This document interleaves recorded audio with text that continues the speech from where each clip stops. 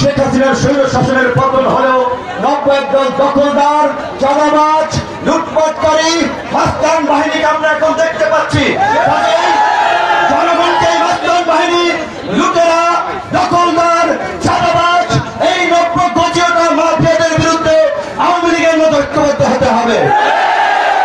আওয়ামী লীগকে যেভাবে হটিয়েছি, বাংলার জমিনে আর কোন দখলদার, চাঁদাবাজ, মাফিয়া দলকে প্রতিষ্ঠিত হতে দেওয়া যাবে না। কোন দল যেন সংসদে এককভাবে গিয়ে মাতব্বরি করতে না পারে, তাই আমরা সংখ্যানুপাতিক নির্বাচনের দাবি জানাচ্ছি।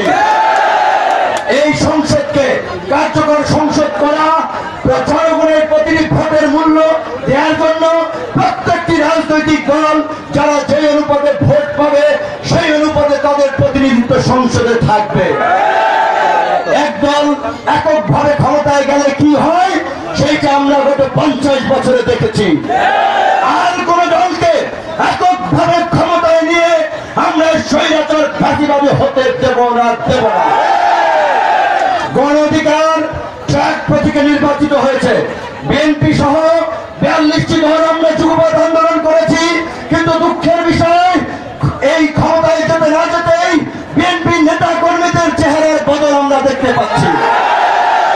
আওয়ামী ফাঁসিবাদের প্রতিধ্বনি তাদের কর্মকাণ্ডে আমরা শুনতে পাচ্ছি। কাজী পরিষ্কার কথা, বিএনপি যদি এটা উপলব্ধি করে, যারা আন্দোলন করেছে বিগত 1.5 দশক রক্ত দিয়েছে, তাদের নিয়ে জাতীয় সরকার করবে, তাদের মূল্যায়ন করবে, তবেই বিএনপির সাথে জোট হবে, বিএনপির সাথে রাজনৈতিক সমঝোতা হবে।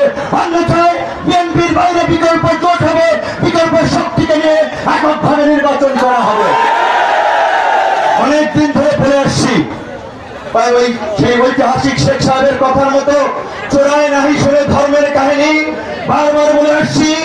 আওয়ামী দখলদার চাঁদাবাজদের হটিয়েছি, পত্রিকা অফিস দখল হয়ে যাচ্ছে, গার্মেন্টস মিল ফ্যাক্টরি দখল হয়ে যাচ্ছে, ব্যবসা প্রতিষ্ঠান দখল হয়ে যাচ্ছে, মানুষের গেট দখল হয়ে যাচ্ছে, চর দখল হয়ে যাচ্ছে। এই দখলদারির জন্য ছাত্র জনতা জীবন দেয় নাই, কিন্তু ওই যে চোরায় নাই শুনে ধর্মের কাহিনী যারা এগুলো করছে তাদের কানে যাচ্ছে না। সরকারকে আমরা অনুরোধ করব, অবৈধ অস্ত্র উদ্ধারের জন্য যেমনি ভাবে যৌথ বাহিনী নামানো হয়েছে, অনতিবিলম্বে এই দখলদার, চাঁদাবাজ, মাফিয়াদের দমন করার জন্য এই যৌথ বাহিনীকে দিয়ে সন্ত্রাস বিরোধী কার্যক্রম পরিচালনা করতে হবে। আজকে চিন্তা করতে পারেন, আমরা যে সংগ্রাম করেছি, সেই আন্দোলনের নেতৃত্ব দিয়েছি, আমি আমার জেলায় আসবো, সেইখানে আজকে বাধার সৃষ্টি করা হয়। আমার দলের নেতা কেন্দ্রীয় আইন সম্পাদককে মিথ্যা মামলার আসামি দিয়েছে আশুলিয়াতে, ব্রাহ্মণবাড়িয়াতে আমাদের নেতা কর্মীদের পোস্টার ছিঁড়ে ফেলেছে, আরো কয়েক জায়গায় এই ঝামেলা ঘটেছে। আমার খালু লাউকাঠি থাকে, ইউনিয়নের পার্টি নেতারা, সাথী নেতারা তাদেরকে হুমকি দিচ্ছে।